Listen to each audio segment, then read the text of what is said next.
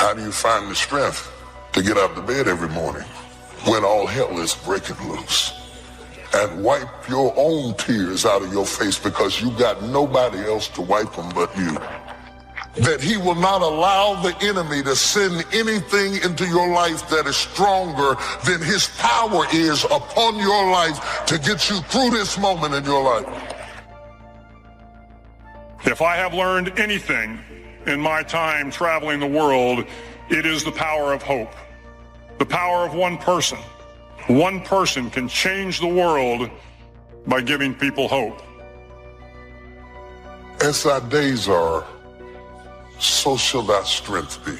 As thy days are, so shall thy strength be. The tougher the day, the greater the strength. In other words, I measured the day before I released the strength, and I am sure that I gave you enough strength to get through whatever this.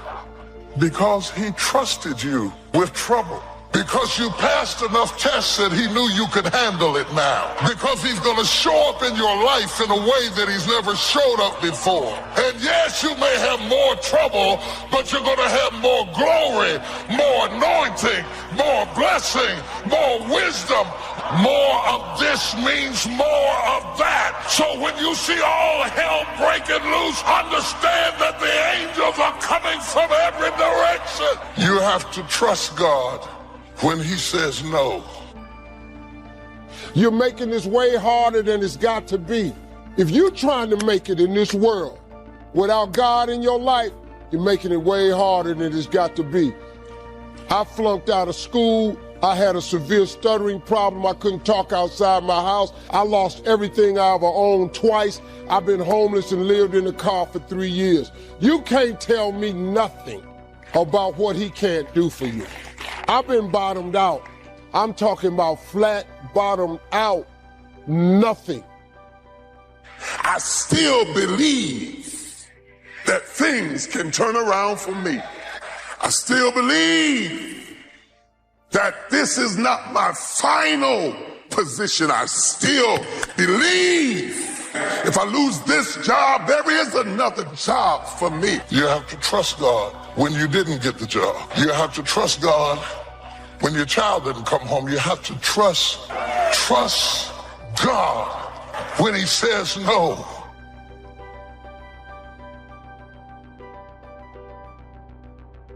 So when you begin to look at your past, give an interpretation that empowers you. That's where I used to be. That's not where I am now. I'm growing. There are people and opportunities that were ordained for your past that are not ordained for your future. They were right for a season, but that season can come to an end. The key is how we handle the closed doors, how you handle the people that treated you wrong. Sometimes, instead of kissing them goodbye, we smack them goodbye. And so one of the rules is if people are impeding your development, you sacrifice your relationship with them. It's a very, very rough rule. If giving him a piece of your mind hadn't worked in the first 15 years, wouldn't it be a good time now to change strategies? Why are we loyal to ineffectiveness? It takes guts to take that first step and say, here we go. I'm accepting the possibility that I might fail. I've failed at so many things in my life. That's just the way it goes. But you know what? At least I can look back and say, at least I tried. Life has disappointment. It's got peaks and valleys. You're going to lose somebody you care about one day. That's a valley. Somebody going to fire you for an unjust cause. That's a valley. But right now, you're being tried. You're being tested by fire and by pain. That's the test. Don't fail the test. Separate what you do from who you are. That's what the guilt trap is about. All of us have done some things that if we had them to do over again, we wouldn't do it again. A lot of things that if I had it to do over again, if I knew then what I know now, I would have done it differently. Well, it didn't happen that way. And that's what you call life. Fight on. Fight through the storm. Fight through the pain and come out the other side stronger and better a survivor, a winner, victorious, free from that storm. An enterprising person is one who sees opportunity in all areas of life. To consistently take advantage of the opportunity that you've created, to be aware, to face life with your eyes and ears open to the possibilities that may be just around the corner. What qualities about your personality you know that you're going to have to change because those particular characteristics are liabilities to you? What are your assets? What are your strong points? Creativity to look at the world a little differently. Creativity to be different. And what goes hand in hand with the creativity of self-enterprise? The courage to be creative, the courage to see things differently, and the courage to go against the crowd, the courage to stand alone if you have to. Understanding your self-worth, how valuable you are. Look at and evaluating yourself to make that determination. Find some trusted critics on where we are falling short. Tell us about our blind spots. We want to have everything being positive about us. We're not perfect. Begin to stimulate some possibilities in your mind on how you can resolve the problem. We can't grow by ourselves. As I mentioned before, we grow from people and projects. What could you do if you had all the skills, took the classes, read the books? What could you do? What true value could you develop? Once you start understanding how valuable you are, it's a whole new experience. If we don't feel good about ourselves, we won't feel good about our lives. And if we don't feel good about our lives, we won't be very interested in looking for opportunities. Let's say you're miserable and unhappy. Here's a cure. Find what's valuable and let it go. So we could say, well, maybe it's a relationship that you have. Maybe it's a relationship with your parents. And the relationship is pathological, but you're locked into it. You value it. And no wonder, because it's a relationship with your parents. And you're suffering terribly because of it. Well, what do? Maybe you let it go. It's a sacrifice. And the idea is that, well, that'll clear the future for you. Success isn't in the having. Success is in the doing. It's the process of doing that brings value. It's the activity that transforms our dreams into reality, that converts ideas into actuality. That the tougher the day is, the greater the grace. The more tenacious the dilemma, the more equipped the believer. Y'all don't hear what I'm saying. Come on, man. I lived in a car for 3 years. I had nothing. But I made a decision, man. I just started talking to God every day. I just started asking him for help, to hear me. If you call God and you ask him to hear you, he hears you.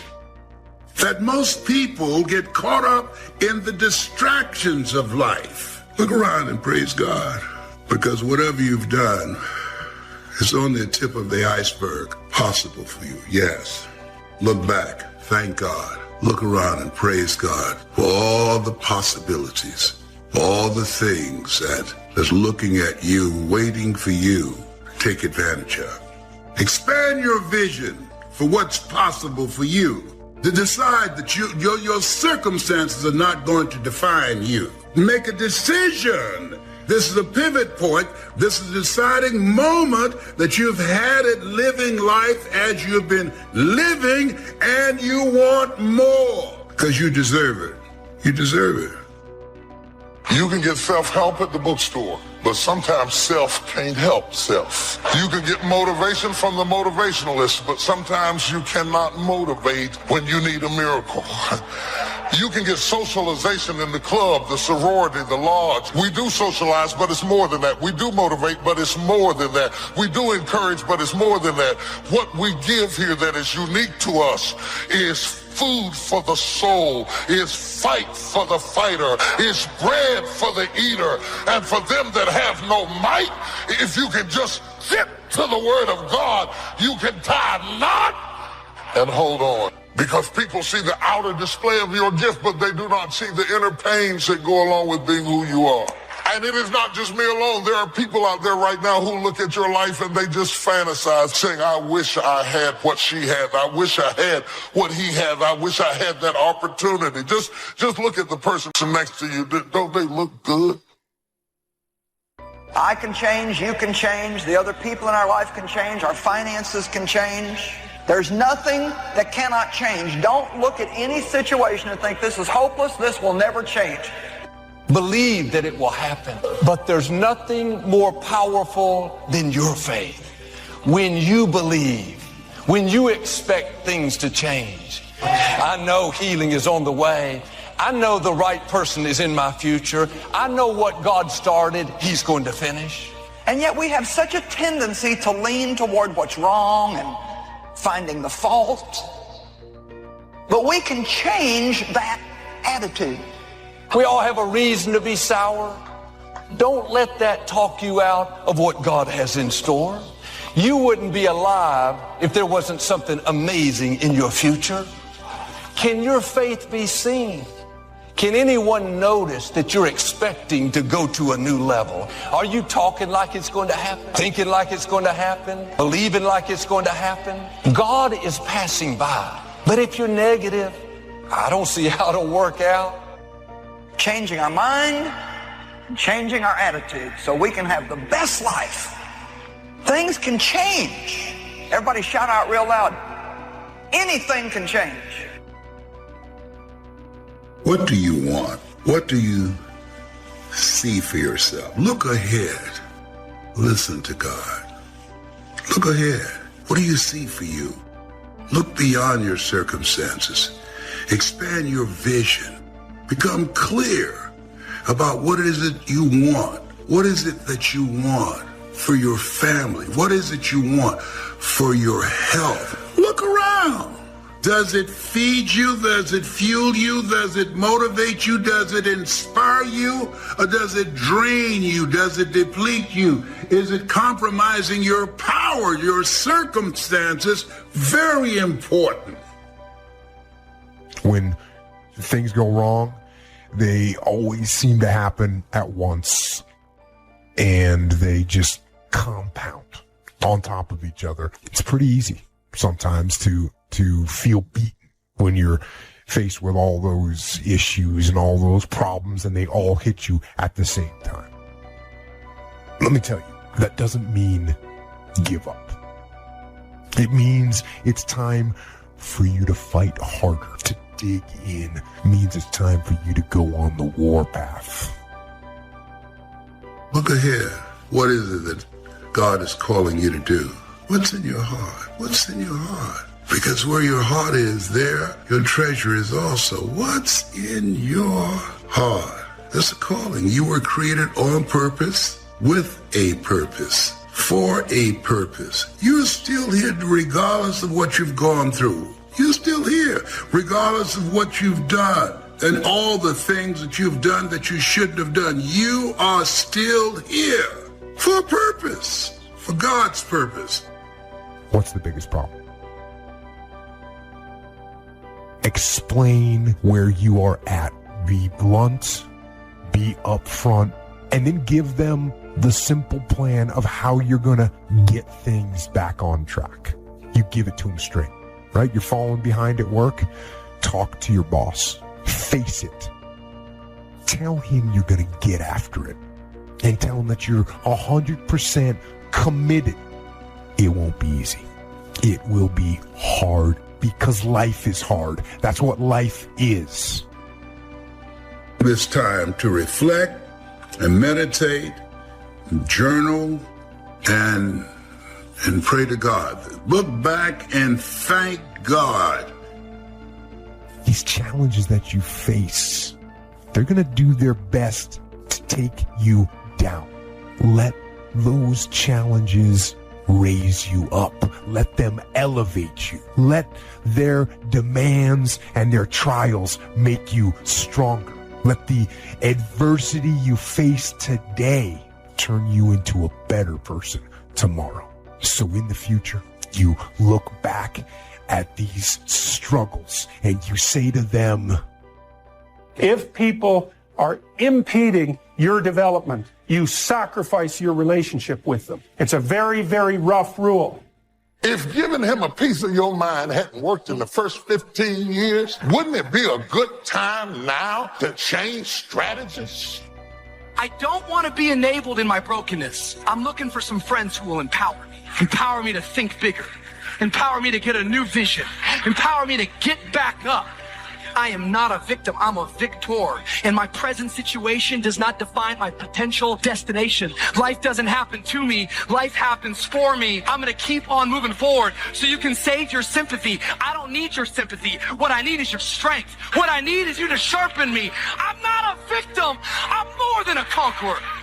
What we should do when somebody does us wrong, forgive them and let it drop. Leave it and let it go. Why are we loyal to ineffectiveness? When people can walk away from you, let them walk. When people can walk away from you, let them walk. So impose on yourself this self-development of being in charge. It's easy to get bitter, hold a grudge, lose your passion, kiss the person that left you goodbye, kiss the dream that didn't work out goodbye. God wouldn't have allowed it to happen if He didn't have something better up in front of you. So part of beginning to get unstuck, you've got to decide that the behavior pattern that you have adopted doesn't work for you. You've got to change your strategies, and changing your strategy means reinventing your life. You literally are your surroundings. If you have a problem with your life, you should have a problem with the people in your life. You're going left and they're going right. You're going right and then they go left. Recreating you, and you have the power to do that. You can decide that you're going to change, that you're not going to be a wimp. You can decide that you're going to stand up to life. You can decide that I'm going to live each day as if it were my last. You have the power to make that decision. The enemy wouldn't be fighting you if you weren't a threat. Oh, get ready. Favor is about to turn things around. Favor is not going to keep you from the storm, but favor will bring you out of the storm. What do you do when you tried and failed and you want to quit and you want to give up?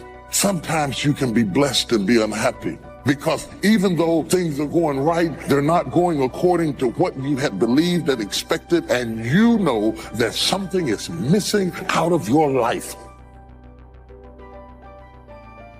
Discouragement is born when we compare ourselves with somebody else. Just think about where I came from. Just think about what God started me out as and where I am today. And it's encouraging to not compare yourself with others, but to remember how far you've come and where you started.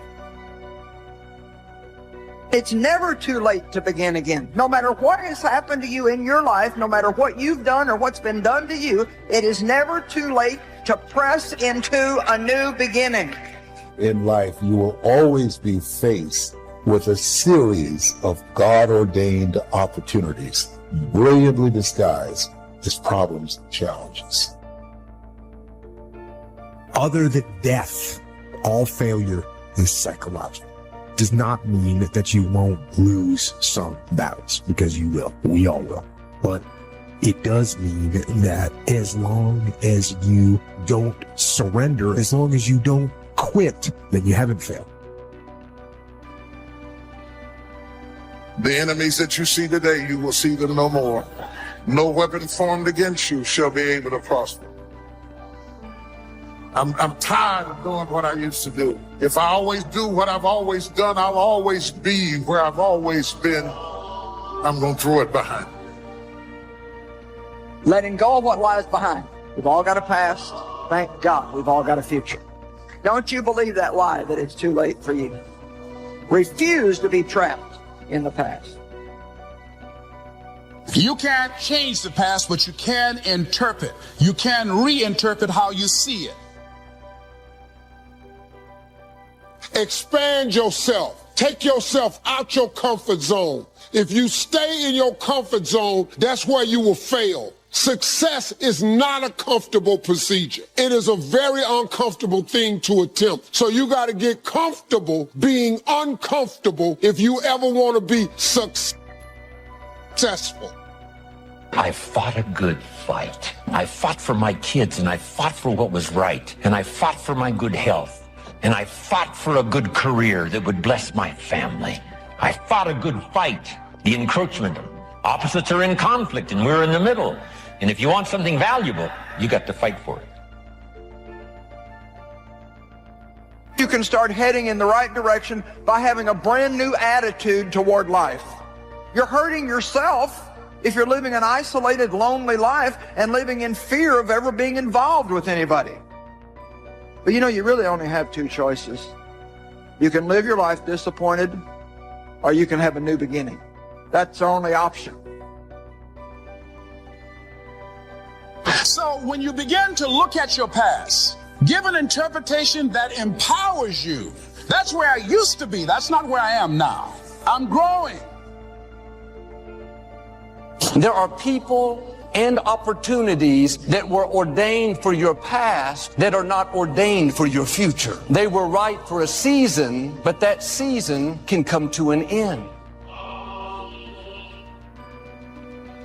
Not only have I fought a good fight, I fought a good fight and I kept the faith.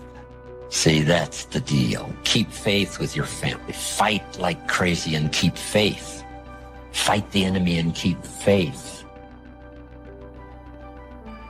You have comeback power when something happens to you. Don't buy into what has happened to you. Buy into, I'm getting up out of here. I'm going to change this situation. This does not work for me, and I don't have the luxury of being depressed. I need to clear my head. But right now, you're being tried. You're being tested by fire and by pain. That's the test. Don't fail the test. So why not just go for it? After all, it hasn't hurt you so far. Of course, the reality isn't quite that simple, but it's not as simple either as thinking that just because you're older, things are now going in the opposite direction. And that while you used to want to do everything, you should now want to do nothing. No, reality is by no means that simple either. There's a saying that I heard in church. That saying was, you have to lose your life in order to find it. As I have watched and observed successful people, what I have discovered about them is they really have figured out why they're here. They really do have their act together. And knowing their purpose in life is a stability for them.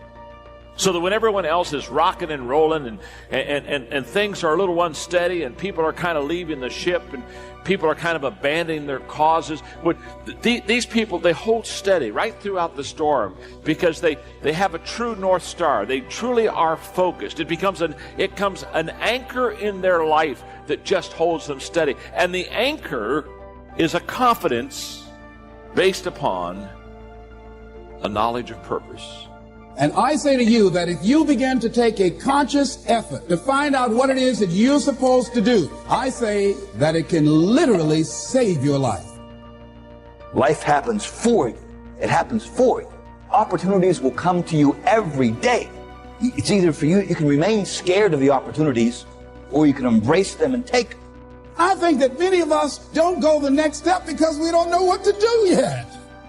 And I say that the reason that we don't even explore the possibility of what to do is because subconsciously we don't believe that it can happen for us, and we don't believe that we deserve it. So here's what I'm suggesting. How much time do you spend working on you? How much time do you spend every day working on your dream? You got to take ownership. I take full responsibility. And I'll do whatever it takes. I'll take ownership. I'll get up. I'll stay late. And that's why you point the finger. That's why you say he did it and she did it. Because you don't like how the pain feels. That's why you give the power away. Because it hurt too bad to say, I did it. I take ownership. It was my fault. You ain't ready for the pain. You've never looked at yourself in the mirror and said, you let you die.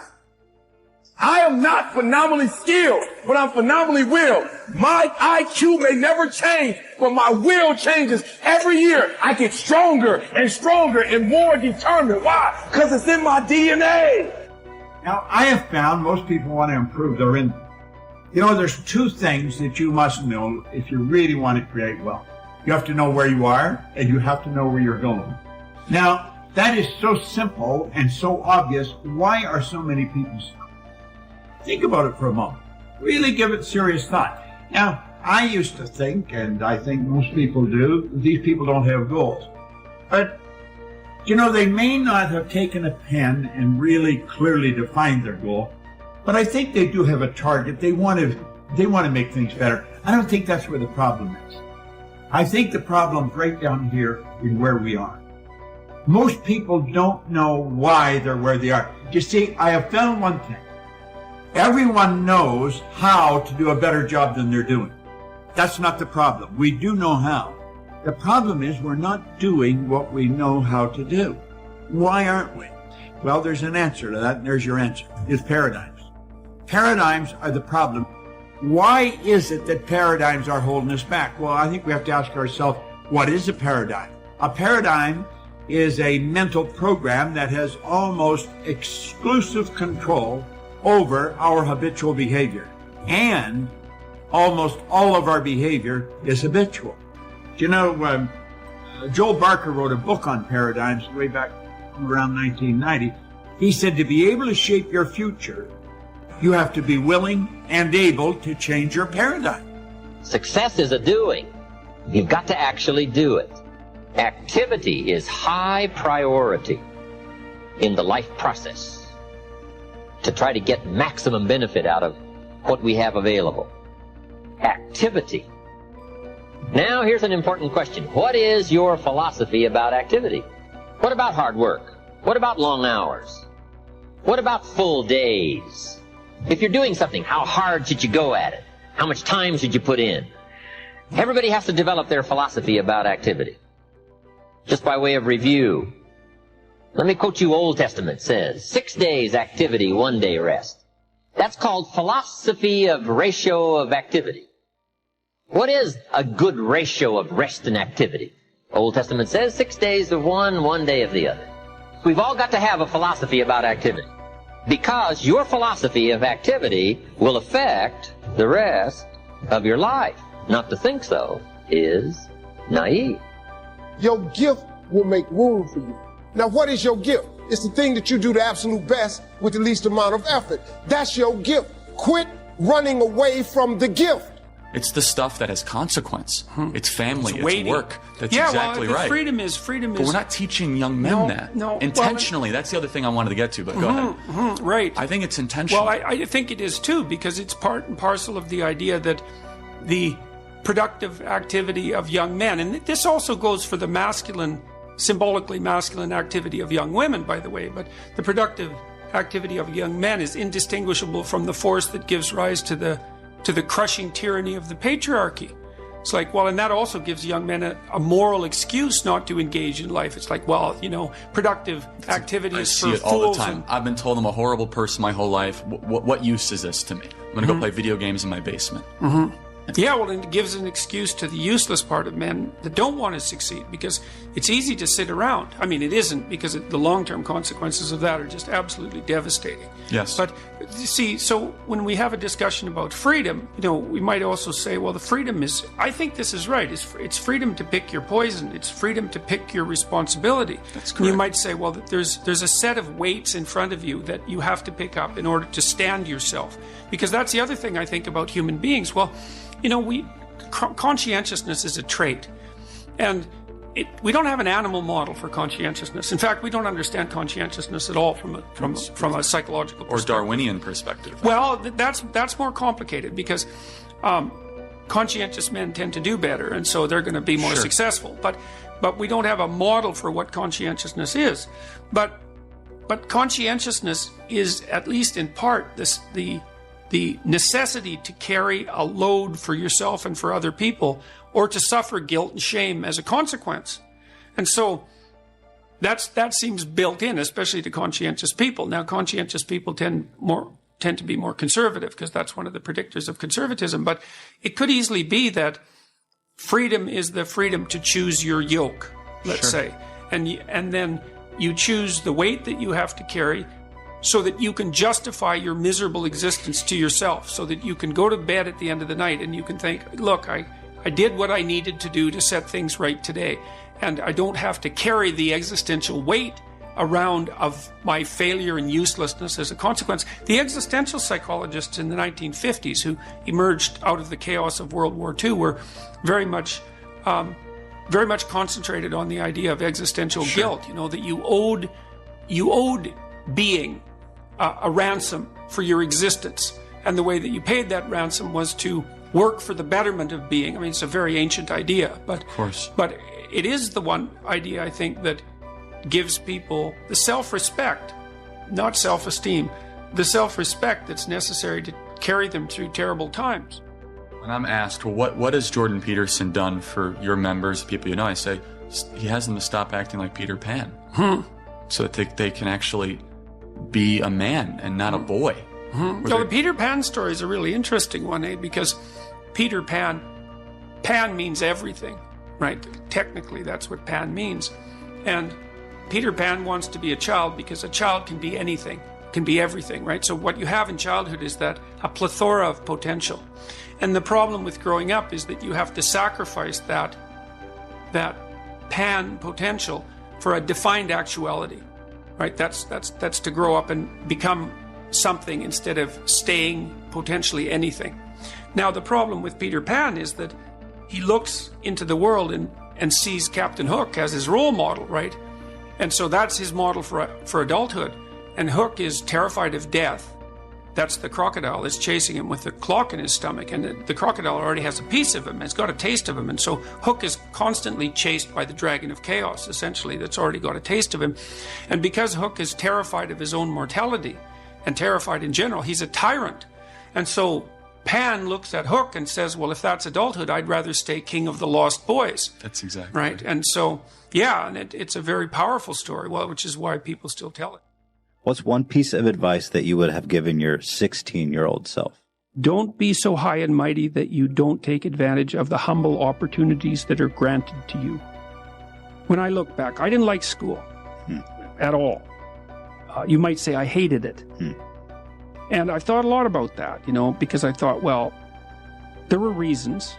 I was a very fast reader. I could get through the books that were given to us in English class, generally in the first day. And that wasn't really appreciated, I would say. But there were things, and I was bored a lot as a teenager and got into a reasonable amount of trouble, not an unreasonable amount, but then, there were sports teams and there were attempts to organize plays, and there were things that I didn't do that I could have, that would have made my life better. But I was too cynical, maybe, to take full advantage of them. And I did work when I was a kid. I worked in restaurants as a dishwasher, short order cook, that sort of thing. That was a really good decision. I think my fondest memories in some ways of my adolescence are memories of working in the restaurant. But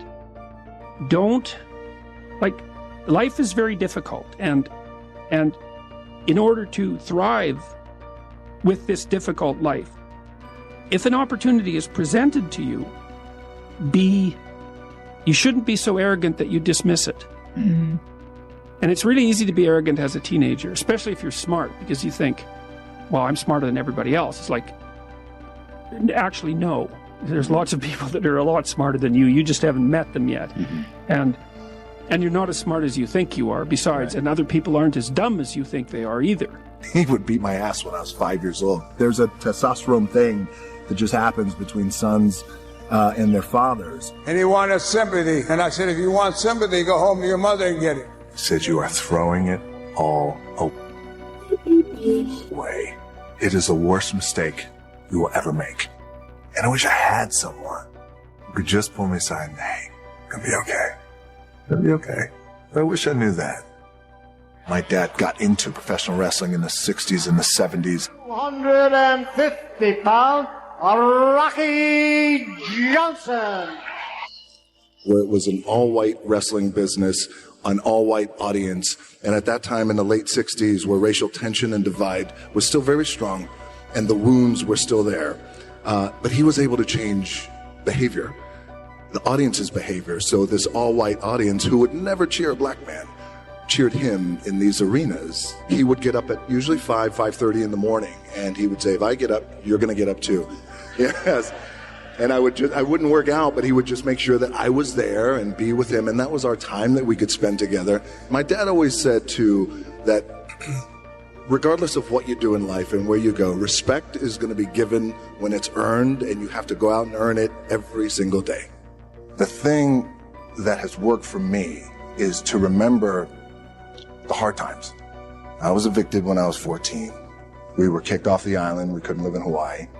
Had no place to live. My mom and I came home, and I'll never forget, the rent was $180 a week. And there was an eviction a week. And there was an eviction notice on the door. And this was the final eviction notice. My mom started crying, and I never forgot in that moment. It was a seminal moment for me because I felt like I never want to be in this position again. What can I do? So at 14 years old, I thought, well, the heroes in my life, Muhammad Ali, for example, professional wrestlers, they're all men who have worked hard with their hands and they built their body. Yes, that's what I'm going to do. I'm going to do what my dad taught me and these other heroes. I'm going to go build my body so we're never evicted again. And at that time, we were at an all-time low, I think, with our family. And I am already a pretty big boy, 6'4", 200, maybe 20, 25 pounds. I had a very bad mustache. I had a chip on my shoulder. Fresh into this high school in Bethlehem, Pennsylvania, Freedom High School. A teacher comes in. His name is Jody Swick. Tough guy. He shook my hand. I'll never forget that shake. He said, I want you to do something for me. Yes? Why don't you come out and play football for me? I said, okay. And I went out and I played football for Jody Swick. And he was our head football coach. And he became a father figure to me and a mentor. I fell in love with the game of football, and I started getting recruited from every college across the country. My thought process started to change. That's when I started thinking about goals and what I wanted to accomplish. My goal was to play in the NFL. Again, because we didn't have a lot of money, so I wanted to be the first one to buy my parents a house, and the dream didn't come true. I didn't get drafted. I didn't get any offers, nothing. I had to work up in Canada at the Canadian Football League. When I was cut from there, I had my dad had to come pick me up. And I'll never forget, we were on I-75. He lived in Tampa, came to Miami, got in his pickup truck. We drove up I-75. And I'm 23 years old. I am forced to move back in with my parents. He got sassy with me one time. It was about 1.5 miles from home. And he wanted sympathy. And it was pouring down rain. And I said, if you want sympathy, go home to your mother and get it. And I wish I had someone at that time who could just pull me aside and, hey, it's going to be okay. After about a month and a half of staying in that little apartment and cleaning, I got a phone call from the head coach of the team who cut me, the head coach of the Calgary Stampeders. He called me and he said, hey, I know we cut you, but I'd like you to come back. I said, okay, I appreciate that, coach. Thank you very much. I'll think about it. He said, okay, great. I hung up the phone, and my dad said, you're going to do it, right? I said, no, I don't think so. And he goes, what? I said, my gut tells me I'm done. He said, what are you going to do? I took a deep breath. I said, I'd like to get into the business. He said, what business? I said, the wrestling business. He said, you are throwing it all away. It is the worst mistake you will ever make. He said, you're ruining your career. At that time, we were living in a small apartment in Tampa, Florida, and he said, look around. This is what I have. I don't have anything. And I don't want that for you. I said, maybe I'll be no good. But I feel like in my heart I have to do this.